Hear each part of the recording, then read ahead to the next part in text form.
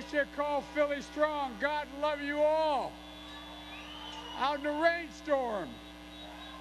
Well, I want to thank you all. Keisha, thank you so much for that introduction. And thank you for how much you and your aunt have done for this city over the years. And Denise is a Philadelphia institution.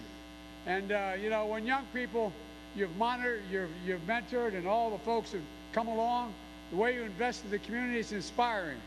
And folks, this is the city where it all started, the birthplace of American democracy. Sounds corny, but it's real. That's why I set up my headquarters here. That's why we started here.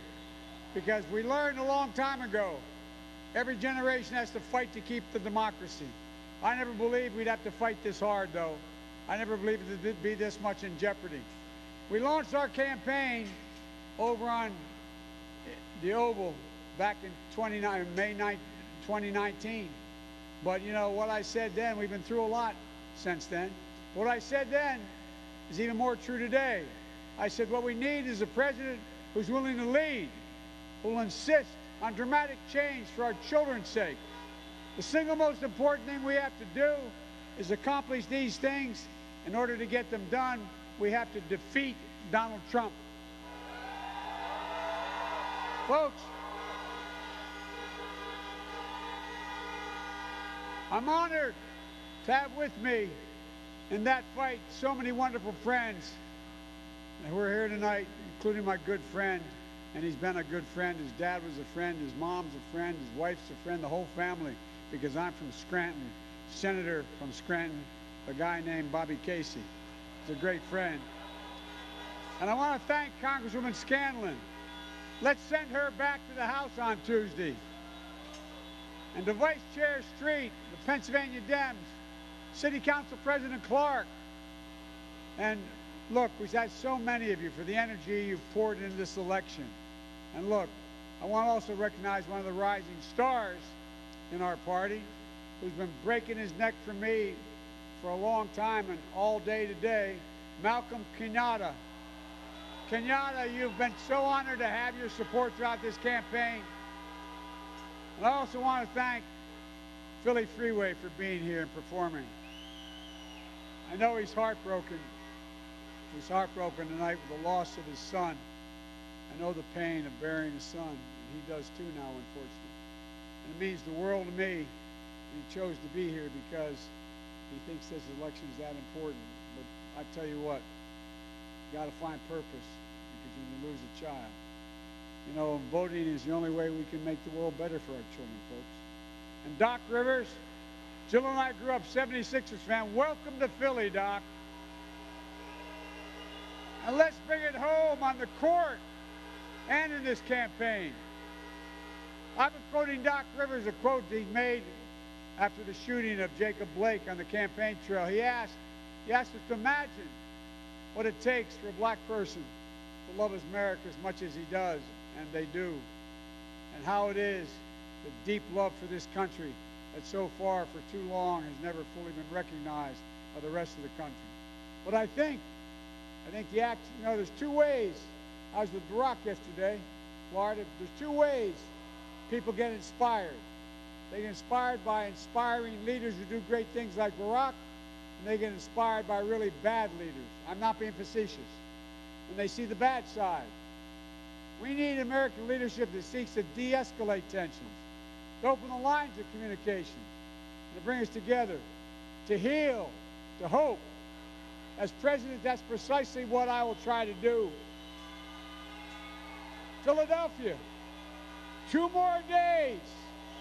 2 more days. In 2 days, we can put an end to a presidency that has divided this nation. In 2 days, we can put an end to a presidency that has failed to protect this nation. In 2 days, we can put an end to a presidency that has fanned the flames of hate all across this nation. Millions of Americans have already voted, over 91 million. And millions more are going to vote in the days ahead. But there are still a lot of Pennsylvanians who haven't voted yet. We need every single one of you to get out and to vote on Tuesday. My message to you is simple. Pennsylvania is critical to this election. Last time Donald Trump won Pennsylvania, he won by 44 votes, 44,000 votes. Every single one of those votes matter. The power to change this country, not figuratively, is literally in the hands of Philadelphia and Pennsylvania. Look, I don't care how hard Donald Trump tries. There's nothing that's going to stop the people of this nation from voting and voting overwhelmingly. And when America votes, America will be heard. And when America's heard, I believe the message is going to be clear. It's time for Donald Trump to pack his bags and go home.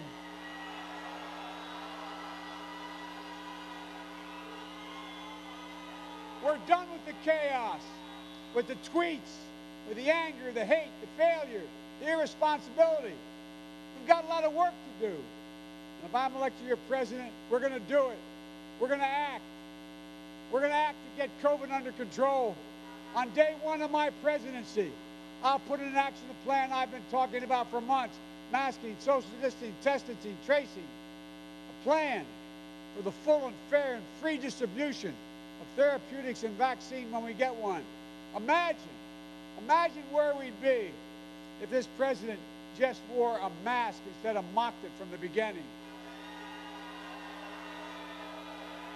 I can tell you this, and every major health expert agrees with me, I can tell you this: we wouldn't have 9 million confirmed cases of COVID in this nation. We wouldn't have over 230,000 dead, almost 9,000 here in Pennsylvania. We wouldn't be seeing those new record numbers of cases we're seeing every day now. Nearly 100,000 cases nationwide on Friday alone. More than 2,600 of them here in Pennsylvania. It was an all-time high. Wouldn't be facing another 200,000 deaths in the next few months, as the doctors predict, if we don't change course.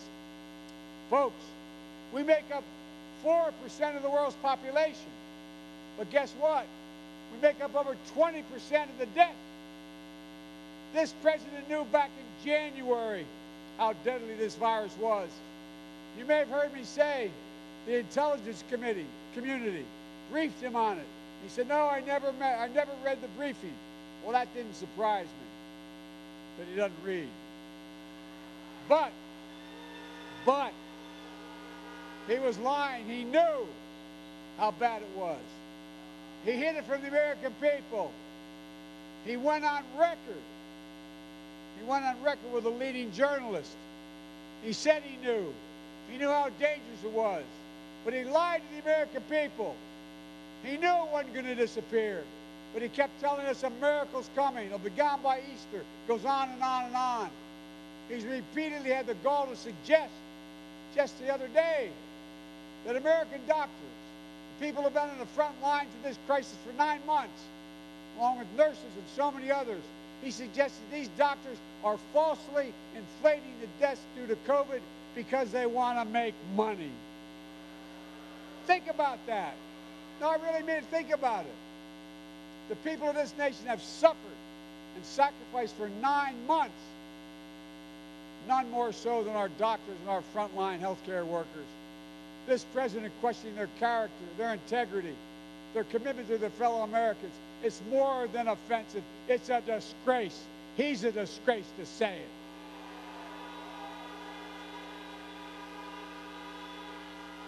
Especially coming from a president who's waved the white flag of surrender on the virus. His chief of staff last week said, we're going to do nothing about the virus. It's here. Our frontline healthcare workers have given all their best to this virus. Everything to beat it. Many of them died. But we have a president who's given up. I'll never give up, nor will America give up. We'll never wave the flag of surrender. We're going to beat this virus. We're going to get it under control. But the truth is, this is not hyperbole, the truth is, to beat the virus, we first got to beat Donald Trump. He's the virus.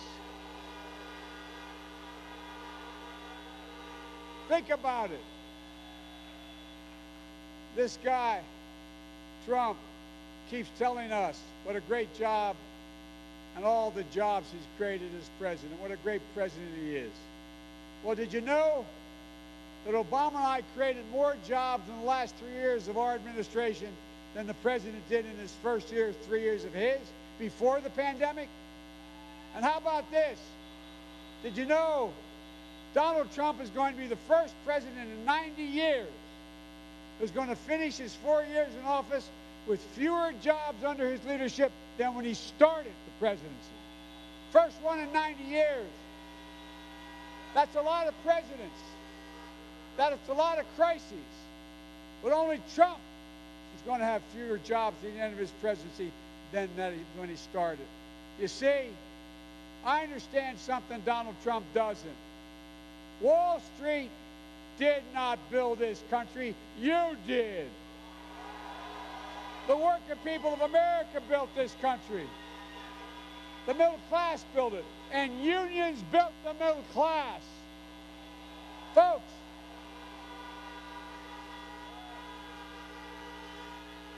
I believe, from the bottom of my heart, if you know anything about me, I believe we should be rewarding work, not wealth in this country. Under my plan, this is the God's truth, if you make less than $400,000 a year, you're not going to pay a penny more in taxes. Not one penny, I promise you. But the wealthiest and the biggest corporations, 91 of the Fortune 500 who pay zero tax, federal income tax, they're going to start to pay their fair share. Because, folks, why should a firefighter, an educator, a nurse, why should they pay a higher tax rate than the super wealthy, which you do, by the way? Why should you pay more in taxes than Donald Trump? Remember, the only tax return we got, he paid $750 in federal income tax. How about you? And you know what he said? When it was pointed out last year, he said, well, that's because I'm smart. I know how to game the system. Just what we want as a president. Knows how to game the system and lay it all on you. Ladies and gentlemen, it's time to end this crisis. It's time that we take that money that he should be paying and help you protect your health care, help you put your kid in school, help you pay your taxes. Look, we will act to protect your health care. Trump and our Republican friends just jammed through a Supreme Court nominee. You know why? They've been trying since the day we passed the act. They've been trying to destroy the Affordable Care Act. If they get their way, an estimated 1 million Pennsylvanians will lose their health insurance. Folks, no, listen. He's going into court, whether he wins or loses. He's going into court 7 days after Election Day to wipe out the Affordable Care Act. Already, because of his incompetence, 10 million people have lost their employer-based insurance because they've gone out of business. 10 million. In addition to that, he wants to take away the other 20 million people who got covered by Obamacare. 100 million Americans will lose their protections for pre-existing conditions, including 5 million of you here in Pennsylvania. Donald Trump thinks health care is a privilege. I think health care is a right.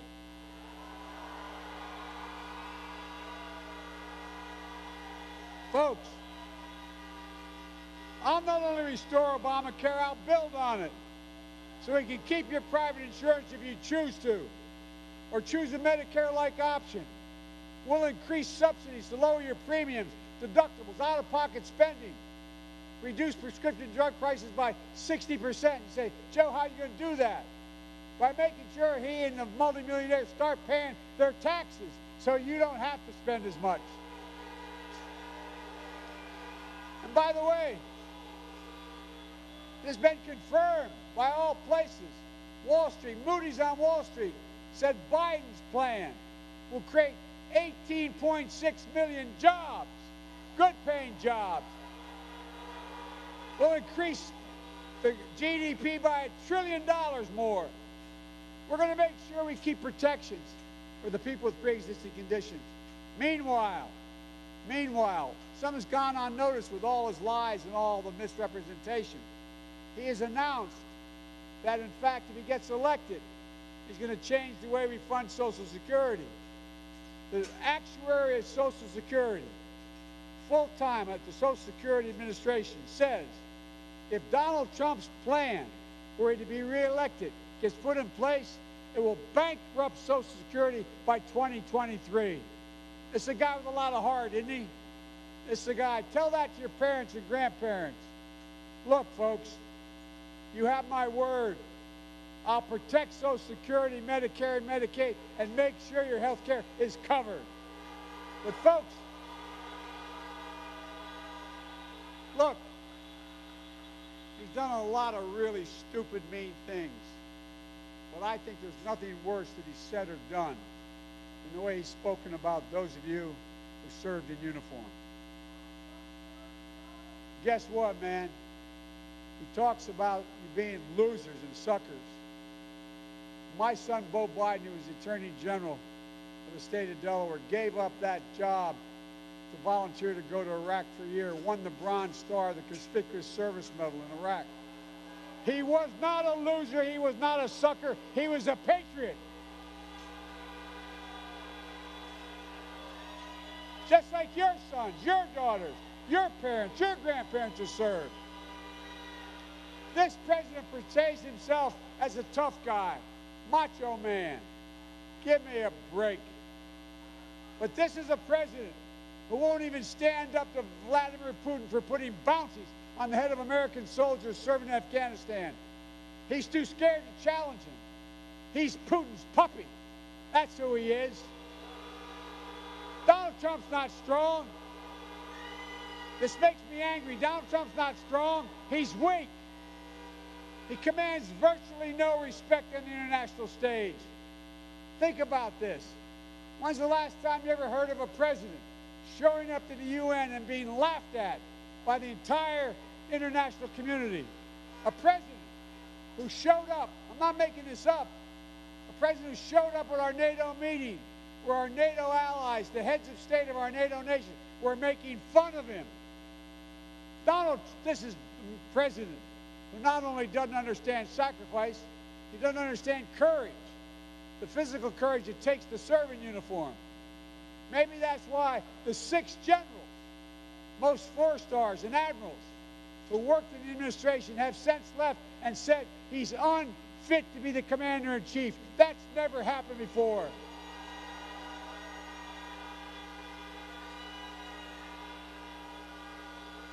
And that's why the former Joint Special Operations Commander, General Stanley McChrystal, former commander of Special Operations in the SEALs, who oversaw bin Laden's raid, Admiral Bill McCraven, along with 22 other 4-stars, endorsed me, saying they support me and they trust me as their commander-in-chief. Look, you have my word, I will support our military. They're our backbone, they're our sinew, they're our life. Ladies and gentlemen, we have to support them. And look, and we have to vote. We have to vote to meet this climate crisis.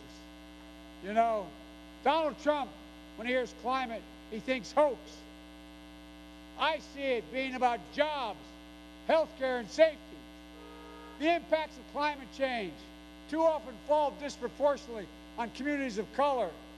We're going to make sure communities that benefit by the hundreds of billions of dollars in federal investment in infrastructure and climate change. We're going to create local jobs, rebuild our roads, fill our sidewalks, install broadband, create spaces to live in, work in, and play in safely. He doesn't get it. The West is burning. More of our forests have been lost in the combined territory of Connecticut and Rhode Island combined. Superstorms in the Midwest, wiping out whole communities, flooding. On the East Coast, you know what's happening. We have a circumstance where in the South, we find ourselves with more hurricanes, more vicious hurricanes. When the president was told that's because the waters of the Atlantic are opening up or warming up, you know what he said? Well, maybe we could stop it by dropping some atomic bombs on them. Oh, by the way, it's the same guy. You'll appreciate this being from Philly. The same guy who said the problem we had in the Revolutionary War is we didn't have enough airports. Stable genius. Stable genius. Look, we'll act to deliver on racial justice as well. Protesting is not burning or looting or violating and can't be tolerated, and it won't. But these protests are a cry for justice. The names of George Floyd, Breonna Taylor, Jacob Blake, Walter Wallace Jr., they're not going to be forgotten soon. Not by me, not by you, not by the American people. And they'll inspire a new wave of justice in America. Folks, we can do this. There's nothing beyond our capacity. So honk if you want America to lead again. Honk if you want to trust Americans to begin to trust each other again. And honk if you want America to be united again.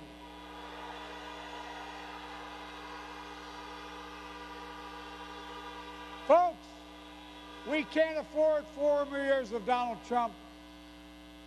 I believe this country has to come together. When I announced, not far from here, my candidacy, I said I was doing it for 3 reasons. One, to restore the soul, decency in the White House, the soul of America. I said I was running to rebuild the backbone of America, hard-working middle-class folks, and bring everybody along this time. And I said I was running to unite America. People said, Joe, you used to be able to do that, but it can't be done anymore. Well, if it can't be done anymore, we're in trouble. I'm running as a proud Democrat, but I'll govern as an American president. I'll work as hard for those who don't support me as those who do. That's the job of a president, a duty to care for everyone. No red states, no blue states, the United States. So please vote. If you have an absentee ballot, get it to a drop box as soon as you can. Or if you can, vote on Election Day. Make a plan. Go to iwillvote.com/PA. Folks, I'll never forget what John Kennedy said. My colleagues in the Senate used to kid me because I remind them of it. Why he's going to the moon. He said, because this is America. And in America, we refuse to postpone opportunities. Well, I refuse to postpone the incredible opportunities available in America. There's nothing beyond our capacity. There's no limit to America's future. The only thing that can tear America apart is America itself. And that's exactly what Donald Trump has been trying to do from the beginning. Dividing us in America. Pitting us, Americans, against one another based on race, religion, gender, ethnicity, national origin. Wrong. That's not who we are. Look, everybody knows who Donald Trump is. Let's show them who we are. We choose hope over fear. We choose unity over division. We choose science over fiction. And yes, we choose truth over lies. So folks, it's time to stand up. Take back our democracy. We can do this. We're better than this. We're so much better. The United States of America is who we are. May God bless you all, and may God protect our troops. Thank you, thank you, thank you. Thank you.